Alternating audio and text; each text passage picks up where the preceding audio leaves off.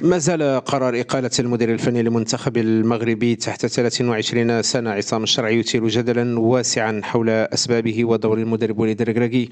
فيه وخلفيته في هذا التوقيت بالذات، حيث لم تعد تفصل عن منافسات الألعاب الأولمبية بباريس الفرنسية خلال الصيف القادم سوى 4 أشهر فقط، وتتضارب الآراء حول الجهة التي كانت وراء إقالة المدرب الشرعي من منصبه رغم تحقيقه الأهداف المتفق عليها مع الاتحاد المغربي لكرة القدم، من أبرزها قيادة الأولمبي المغربي إلى التتويج بلقب كأس إفريقيا تحت 23 سنة التي نظمت في المغرب الصيف الماضي. وذهب عدد من متابعي الأولمبي المغربي إلى أن المدير الفني لمنتخب أسود الأطلس وليد الركراكي كان وراء إقالة المدرب عصام الشرعي من منصبه، باعتباره مسؤولا أيضا عن المنتخب الأولمبي بالموازاة مع تدريب المنتخب الأول.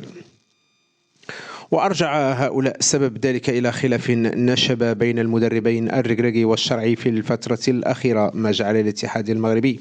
يتخذ قرارا بالاستغناء عن مدرب المنتخب الأولمبي، ولمح ذلك في بيان له، حيث كشف أن التغيير يأتي في إطار النهج الجديد للجنة المنتخبات الوطنية، والمتمثل في التنسيق والتواصل بين الأطر التقنية لكافة المنتخبات الوطنية.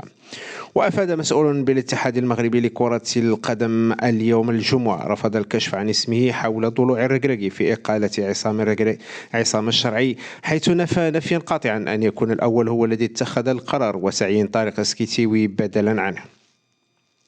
وأضاف كاشفا: فوزي لقجع رئيس الجامعة الملكية لكرة القدم ولجنة المنتخبات الوطنية وهما اللذان اتخذا القرار النهائي بالانفصال عن المدرب عصام الشرعي باعتباره مسؤولا مباشرا عن جميع المنتخبات، وبالتالي لا دخل للركراكي في هذا الأمر، وليس هناك أي خلاف بين المدربين.